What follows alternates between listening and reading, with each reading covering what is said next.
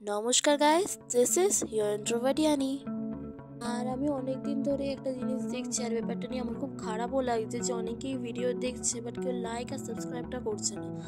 আমি বুঝি অনেকেই কমেন্ট করতে পছন্দ করে না, অনেকেই সাইলেন্ট ওয়াচার হতে পছন্দ করে। আমিও সাইলেন্টলি ভিডিও ওয়াচ করি, বাট লাইক আর সাবস্ক্রাইবটা তো করাই যায় না। সো প্লিজ এবার থেকে লাইক আর সাবস্ক্রাইবটা করে দিও।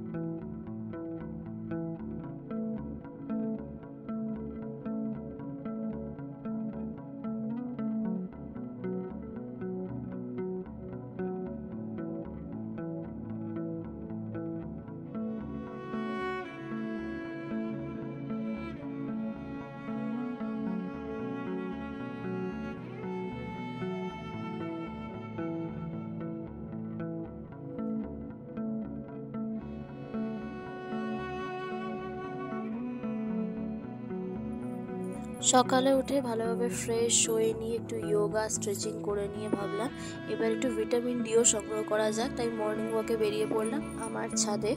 এই ছাদ থেকে বেশি দূরে আমার যেতেও ইচ্ছা করে না, তাই মর্নিং ওয়াকে চলে গেলাম। আর তারপর ব্রেকফাস্ট কমপ্লিট করে ভাবলাম এবার মায়ের একটু হেল্প করে দেওয়া যাক, আর একটা নতুন ডিশও কেন না ট্রাই করে নেওয়া যাক।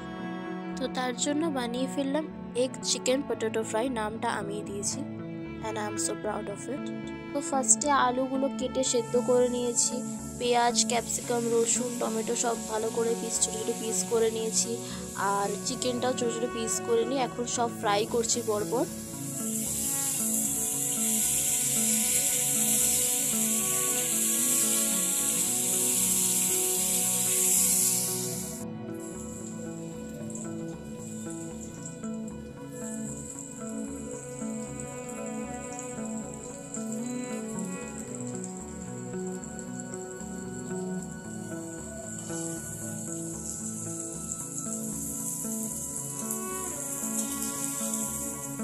সব কিছু সামান্য একটু ফ্রাই হয়ে যাওয়ার পর ডিমটা ভেঙে দিয়ে দিয়েছি। 3টে ডিম আমি ইউজ করেছি, তোমরা তোমাদের মতো যা ইচ্ছা ইউজ করতে পারো, মানে যদি তোমরা এই ডিশটা ট্রাই করো তো অফকোর্স।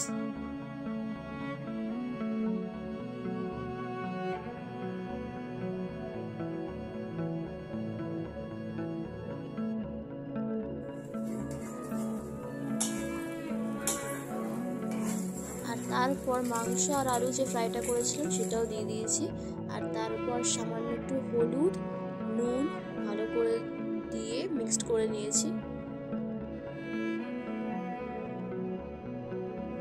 আর তারপর রেডি হয়ে গেল আমাদের এগ চিকেন পটেটো ফ্রাই। এটা আমি যা বুঝলাম ভাতের থেকে রুটির সাথে খেলে বেশি ভালো লাগছে, তোমরাও ট্রাই করতে পারো।